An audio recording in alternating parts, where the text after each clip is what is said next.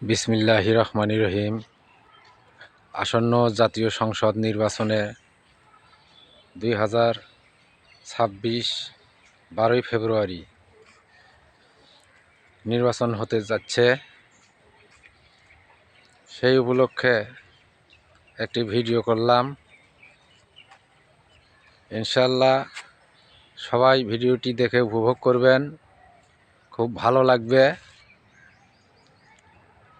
আর সবাই যোগ্য প্রার্থীকে ভোট দিবেন, সৎ এবং নির্ভীক সমাজসেবক যারা, তাদের ভোট দিবেন। যারা দুর্নীতিকে না বলবে, অন্যায়কে প্রশ্রয় দিবে না, দেশ এবং জাতির জন্য কল্যাণ বয়ে আনবে, তাদের ভোট দিবেন। সৎ এবং যোগ্য লোককে অবশ্যই ভোট দিবেন, এটা আমার অনুরোধ।